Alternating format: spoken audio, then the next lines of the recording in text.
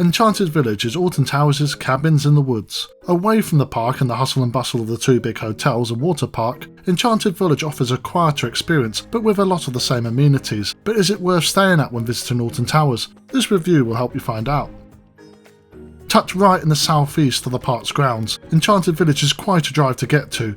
Only 9 parking spaces, with 2 of them being reserved for those with disabilities. It's better to park up at the Woodland Lodges and Stargazing car park, which I assume is the Enchanted Village, as there is actually nowhere called the Woodland Lodges on site, and then walk past the whole Stargazing car park to get to the reception. Sorry. The reception area is quite small. It has a long wooden bench, a rack full of brochures, a fake tree, a self-service check-in desk, and an actual reception with steps up to it so you can climb up to them and tower over the poor receptionist. Receive your card key and book your breakfast and potential dinner times, and then make your way out of and around the reception to the lodges nearby. Upon finding your cabin, you notice they are quite pretty, designed to look like they have big circular doors similar to Hobbiton the Shire in Lord of the Rings. Alton Towers are trying to portray a similar feeling of ruralistic peacefulness in these cabins, of course without the Black Riders coming in the night to burn the place to the ground. I hope anyway.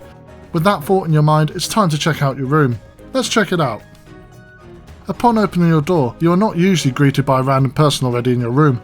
That was my brother ruining my only take, and I forgot to film another one. Brilliant. If there is a stranger, head back to reception and inquire, but most of the time you'll open up to a nicely spacious cabin. Wooden furniture and floors, although the floor is sadly vinyl, to enhance the rustic approach. The main room has a bed that has a nice tree stump pillow, a children's book about the Enchanted Village, and small bedside desks on either side, both containing 2 plug sockets. Across the room is the television on the wall. There's 2 chairs and a small table by the radiator. You can sit here and look out the window if it's too cold and wet to sit on the bench that is on your porch. On the small table is the tea making facilities. There's plenty of milk and some actually decent biscuits. On the wall is a lodge inventory that says, "Oi, don't steal any of this." I assume they're not talking about the tea and biscuits. The natural light in this room is controlled by the large window by the door. These windows pretty much remove all privacy, as you can see in your lodge from other lodges across the cul-de-sac from you, and vice versa. If you don't want anyone looking in and seeing if you have anything with you, I'd suggest closing these curtains quite soon after entering, although sometimes they don't fully close and in the morning you have a ray of light annoyingly shine through like this. Divided by another but internal curtain is the children's bedroom area. This features a bunk bed, a third pull-out bed underneath, and across the room there's a window for them to look out of, and a radiator to keep the room warm. The last 2 times I have stayed at the Enchanted Village, I've been greeted by a very warm room, which is annoying as there's no temperature controls in the rooms, as the site controls how warm the place should be, and I've decided very warm is the answer. Alton Towers has realised this, and each room has a large plug-in fan to help cool the place down at night, but why don't they just lower the temperature gauge a smidge? Surely that'll be easier and better on the guests. Finally, the bathroom is located by the main room's bed. It features a bath/shower, sink and toilet. It's actually a well-designed room, allowing you the space to move around freely in it. This is the standard cabin in the woods. If you have much more money to spend and want to treat yourself and your family, you can stay in one of the luxury tree houses at the bottom of the hotel site. 5 in total. These sleep between 6 to 8 people.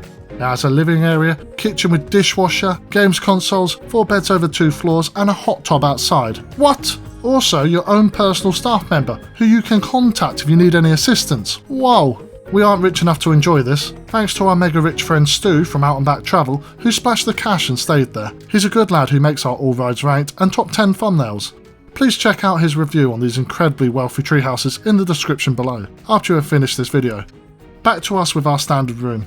It's a quite enjoyable room to stay in. It's annoying that you cannot control the temperature in the room, but that's my only gripe with the lodge itself. Moving on to food, breakfast and dinner are located at the Crooked Spoon, which is in the middle of the hotel site. This is a quite spacious building, with a bar on the wall at the back.